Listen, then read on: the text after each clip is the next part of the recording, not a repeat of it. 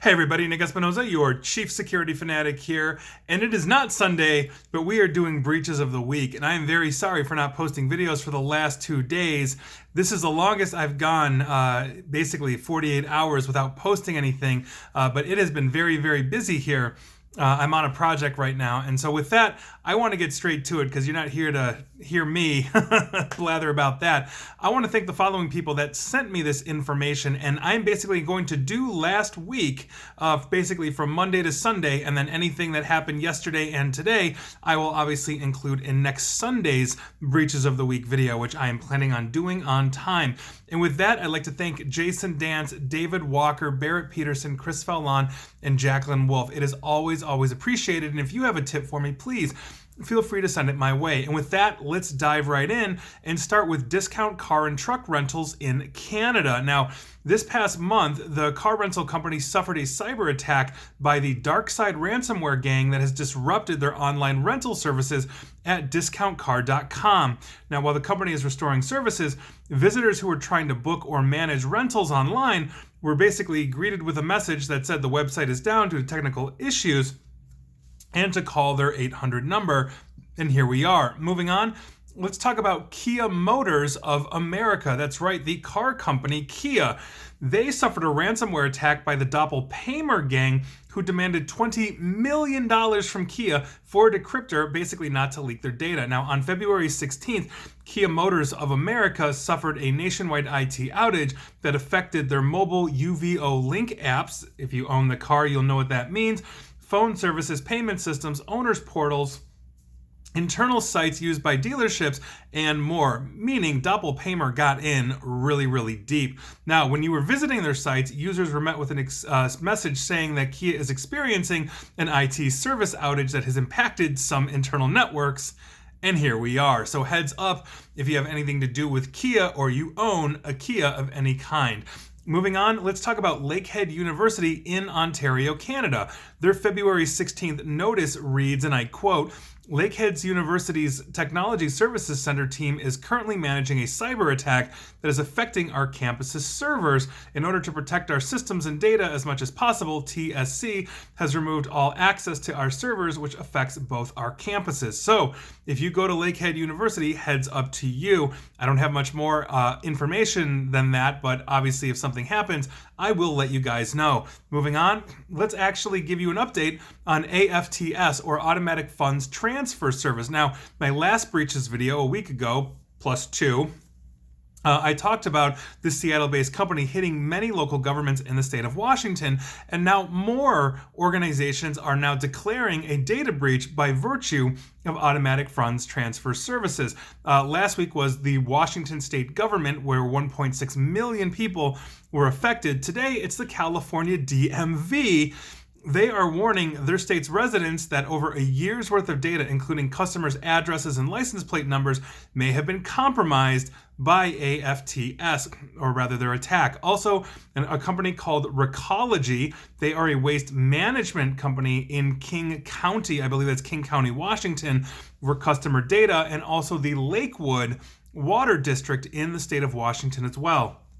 So heads up, if you have a driver's license in California or you live in Washington, AFTS is not on your side here. Moving on, let's talk about the country of Jamaica, specifically their immigration website, because they just had a security lapse, and that basically they had a contractor that exposed immigration records and COVID-19 test results for hundreds of thousands of travelers who visited Jamaica over the past year. The Jamaican government contracted Amber Group to build the Jam COVID-19 website and app, which the government used to publish daily coronavirus figures and allow residents to self-report their symptoms. Now, the contractor also built the website to pre-approve travel applications to visit the island during the pandemic, a process that requires travelers to upload a negative COVID-19 test result before they board their flight if they're coming from a high-risk country, which obviously includes the United States. We got hit really hard. But a cloud storage server that was storing these uploaded documents was left unprotected and without a password, and basically it was leaking to the public because you could basically go and look at this. That's obviously a huge problem. I do not want to know what your COVID tests are. That's private to you. Many of the victims whose information were found were Americans, because Jamaica is a very popular spot for Americans to fly to for vacationing. More than 70,000 negative COVID-19 lab results and over 425,000 immigration documents authorizing travel to the island, which included travelers' names, dates of birth, passport numbers, and over 250,000 quarantine orders dating back to June of 2020, when Jamaica reopened its borders to visitors after the pandemic's first wave. The server also contained more than 440,000 images of travelers' signatures. So, Jamaica, obviously a very popular place for U.S. citizens. If you've been there in the last year or so, Jamaica got your data leaked. Moving on. Or rather, their contractor did. Moving on, let's head back into Chicago and talk about Underwriters Laboratory, or UL. You may actually know them from basically anything that plugs into a wall or an outlet in your home. You'll see the UL stamp at the bottom. They're the ones that basically test and standardize a lot of basically everything that we use. They suffered a ransomware attack that encrypted their servers and caused them to shut down systems while they recovered. Now, according to a source familiar with the attack, UL has decided not to pay the ransom and is restoring from backups instead. And obviously, as it's taking time to restore its devices, the attack has led to the My UL client portal remaining offline. So hopefully they're back online now, but Underwriters Laboratory just got hit. So if you work for them or you're a client of theirs, heads up. Again, all the products in your house probably have a UL stamp. Go look for it. Moving on.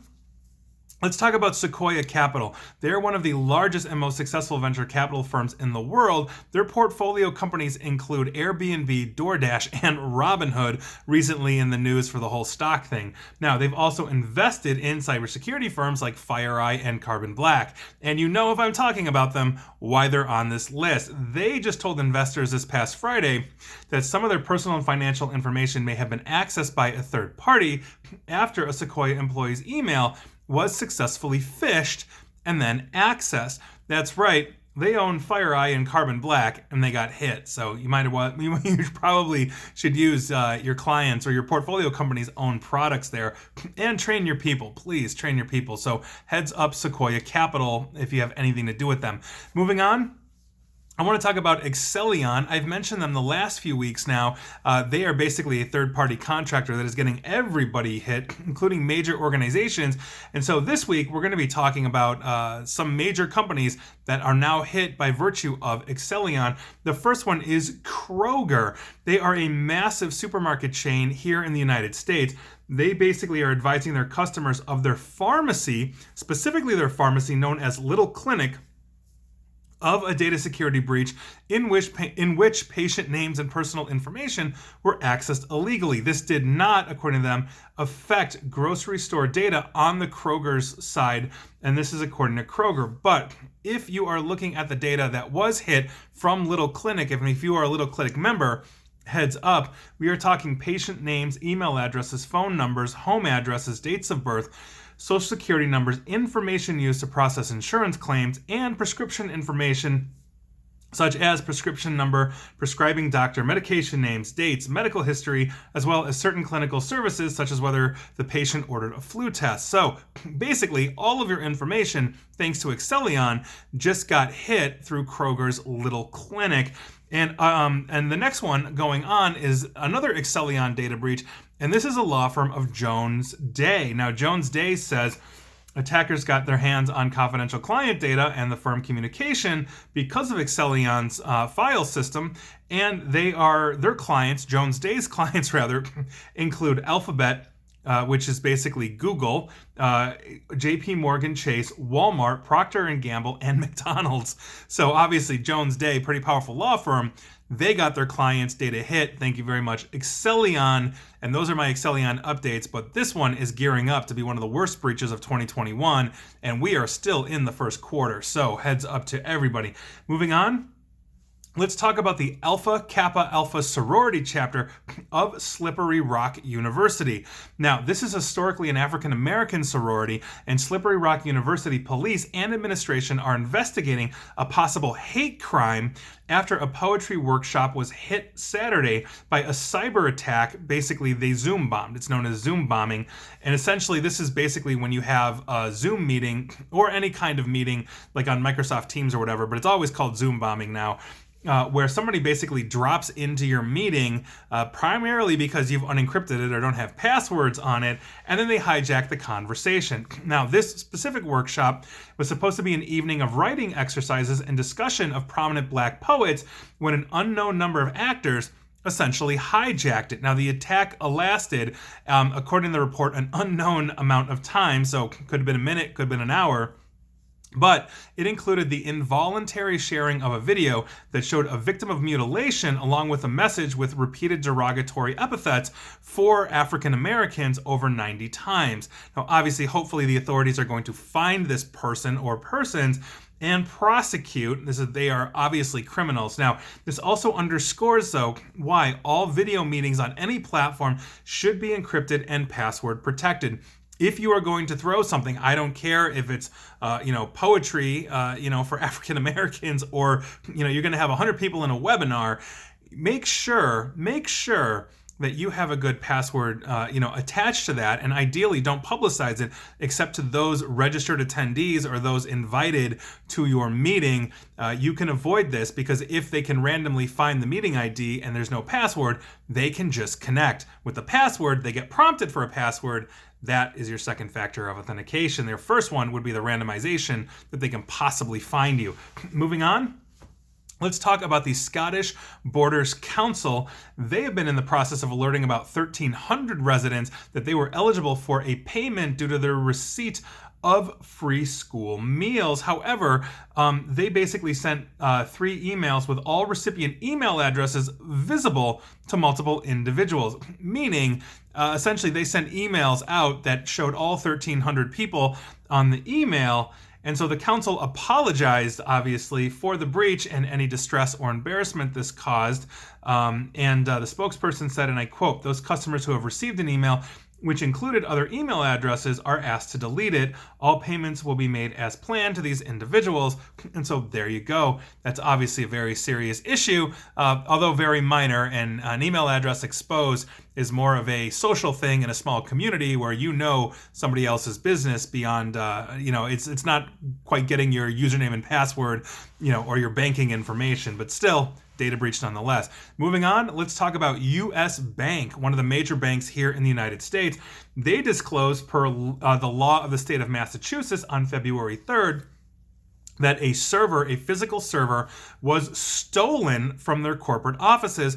Personally identifiable information, included Social Security, was on that server. And so heads up, you might want to check in. I'm hoping that that's probably local to Massachusetts, although U.S. Bank obviously is a massive bank here in the United States. So you might want to check in if you have a U.S. Bank account. Moving on, let's talk about Gonzaga University. I usually hear about them due to March Madness. They have a pretty good basketball team from what I understand, though I don't really follow it. They also have a breach disclosure. And basically, in how not to write a disclosure, they didn't say what actually happened, only that something did, and you're entitled to credit monitoring. This is their official disclosure on the state website because they were forced to disclose. So come on, honestly. So if you have anything to do with Gonzaga, they got hit. I have no idea what happened, what was done. You're entitled to credit monitoring. Go ahead and get it. Moving on, let's talk about the Grand River Medical Group in Dubuque, Iowa. Now, they reported in a letter to patients that a potential data breach occurred after an unauthorized person gained access to an employee's email account. The email access allowed the person to potentially view documents containing the personal information of patients. About 34,000 people were potentially affected. And we're talking names, social security numbers for a limited number, date of birth, address, patient's balances and balance types, claim amount, and status codes, not to mention visit types and medication. So if you use the Grand River Medical Group in sunny Dubuque, Iowa, Heads up to you. Moving on, let's talk about the Reliant Federal Credit Union in Wyoming. Not so reliant now. They also have branches in Casper, Douglas, Glenrock, and Cody, which is pretty much all over Wyoming. And according to their announcement, they had a breach that occurred in the credit union systems sometime between March and June of last year. Now, the incident did not involve Reliant's core banking systems, according to them, and to quote, "We have no reason to believe your personal information has been misused for the purpose of committing fraud or identity theft," and obviously that is the generic one. I like to include one of those every week to basically say that's junk. They always say that because if they simply can't find it in the dark web and link it directly back to them, they can find no evidence of it. They probably don't know, but what they do know is that they can't find it, and who knows how hard they tried. Now, in the letter, I should say, they do admit, and I quote, "Some of your information could have been viewed by an unauthorized third party who gained access to some of our employees' email accounts between March and June of 2020. And that may have included names, address, social security number, credit and debit card numbers, and or tax identification numbers." So if you use the not so Reliant Federal Credit Union in scenic Wyoming, heads up to you.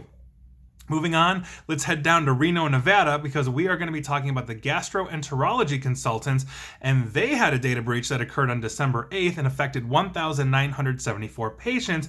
Some of their patient information was compromised, according to a February 16th report in local publications in Reno. Now, the practice believes that names, mailing addresses, phone numbers, and personally identifiable information was stolen from their server, and obviously Health and Human Services were notified on January 6th because this is a HIPAA violation here in the United States. So if you're in Reno and you use the Gastroenterology Consultants, you might want to check in. Moving on, let's talk about Simon Fraser University. They issued a statement on February 16th to notify their community of a cyber attack on one of their school servers, which thereby exposed personally identifiable information, and that took place on February 5th. Now, the university stated that the server had spreadsheet data that contained personal information for current and former students, faculty, staff, and some student applications. The information for each individual varied based on the type of spreadsheet, but in most cases, the information was a student or employee ID number and a minimum of one other data element, which might include admission or academic standing information, including students who applied for financial aid, academic probation, transcript requests, and student honor grades, as well as student group data, which includes Indigenous students and student athletes. Data about faculty active in the year 2018, student course data including courses for engineering, science and math, and pre-calculus and calculus, students with international characters in their names or addresses, and the information did not include, according to them, banking details, social insurance numbers, or passwords. So heads up to you if you go to Simon Fraser University or FSU. And finally, oh boy, we are going to talk about basically the Russians again, because they just hit a SolarWinds competitor. If you remember the bomb-dropping SolarWinds that we are still unscrewing ourselves from, a competitor just got hit, although it's looking like this is much smaller in scope, as they are much smaller than SolarWinds, and for that, we are going to France. Now, France's cybersecurity agency said that a group of Russian military hackers known as Sandworm have been behind a 3-year-long operation in which they breached the internal networks of several French entities running the Centrion IT monitoring software, basically doing what SolarWinds Orion was doing. Now, the attacks were detailed in a technical report released the other week by Agencia Nacional de la Sécurité des Systèmes d'Information. And I apologize to my French viewers and friends for butchering your language. They're also known as ANSSI, which is what I'm going to be calling them here. And this is the country's main cybersecurity agency. And now, according to ANSSI officials, which sounds a lot better than what I just tried to butcher, and I quote, "This campaign mostly affected information technology providers, especially web hosting providers. The first victim seems to have been compromised from late 2017. The campaign lasted until 2020. Now, the point of entry into the victim networks was linked to Centrion, an IT resource for monitoring platforms developed by a French company called Centrion, and it's very similar in its functionality to SolarWinds Orion, hence the comparison. Now, ANSSI said that the attackers targeted Centrion systems that were left connected to the internet. Now, the French agency couldn't say at the time if the attacks exploited a vulnerability in the Centrion software, similar to SolarWinds, or if the attackers just guessed passwords for admin accounts. However, in the case of a successful intrusion, the attackers, installed a version of the PAS web shell and the XRAML backdoor Trojan. These are two malware strains when used together that allowed the attackers to get full control over compromised systems and adjacent networks. The ANSSI said that it managed to link the malware used in these attacks known to APT, or Advanced Persistent Threat Group, known as Sandworm, which is a cutout for the Russian government. And to quote the ANSSI, Sandworm is the only known group that uses XRAML basically in their attacks. So there you go. That is a pretty good indicator, not to mention all of the other indicators of compromise that we usually collect when we are doing forensic investigations similar to this. That's one of those things that we do too. Now, in October of 2020, the U.S. Department of Justice formally charged 6 Russian military officers for their participation in cyber attacks orchestrated by this group, formally linking the Sandworm APT to Unit 74455 of the Russian Main Military Intelligence Directorate, known as GRU, and that's obviously the military agency part of the Russian army. Now, the cyber attacks previously carried out by this group included the energy grid crashes along the Ukraine in 2015, 2016. I actually wrote an article about that for an old publisher way back in the day. They're also linked to the NotPetya ransomware outbreak of 2017, the attacks on the Pyeongchang Winter Olympics opening ceremony in 2018, and the mass defacement of Georgian websites in the country of Georgia in 2019 as well. They have been very busy, and so we're going to be watching this. Centrion does not have the massive client list that SolarWinds does, but nevertheless, they are in that same business, which means we're going to see some very interesting organizations and possibly government entities coming out and saying, we just got SolarWinded by Centrion, and I don't think it's going to be Centrion. They got SolarWinded at this point. And finally, let's speak about SolarWinds, because the Biden administration has actually weighed in on this. Now, the White House on February 17 said it's planning, and I quote, or quote unquote, an executive action to address cybersecurity gaps that allowed the breach of 9 federal agencies, at least 9 federal agencies for the record, and a ton of private sector companies to basically to persist undetected for months as part of a government response to the SolarWinds attack. And I quote, Ann Neuberger, Deputy National Security Advisor for Cyber and Emerging Technology, who said this past Wednesday in a press briefing at the White House, we're also working on close to about a dozen things. Likely 8 will pass to be part of an upcoming executive action to address the gaps we have identified in our review of this incident. Now, Neuberger, who is leading the federal response to the breach, said the intelligence community is continuing to investigate the actors behind the compromise and declined to attribute the attack to any specific country or group. Now, if you recall, there was a lot of people that initially came out and said it's APT-29, also known as Cozy Bear or Fancy Bear. Most of those people have not retracted their claims, so I find it very interesting that the U.S. intelligence agency, who also basically doesn't necessarily rely on third-party contractors looking for those indicators of compromise, but will share intelligence among their intelligence sharing network to kind of get that information out there and compare notes. And so it's very interesting that she did not come out and say this, but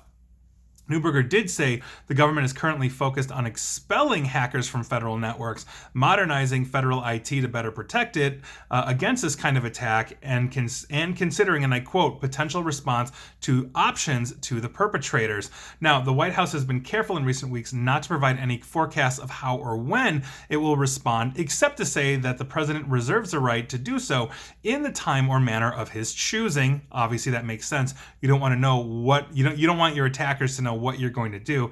And to quote, this isn't the only cause of malicious cyber activity of likely Russian origin, either for us or for our allies and partners.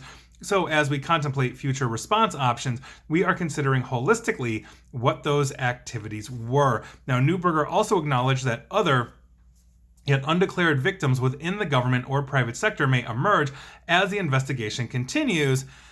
And I think that's rather refreshing. So we now have somebody in the government that is looking at this cyber attack saying we are going to basically build a response to this, as well as strengthen essentially the national cybersecurity standard of the United States to thwart attacks from intelligence agencies like Russia or any other adversary on the planet.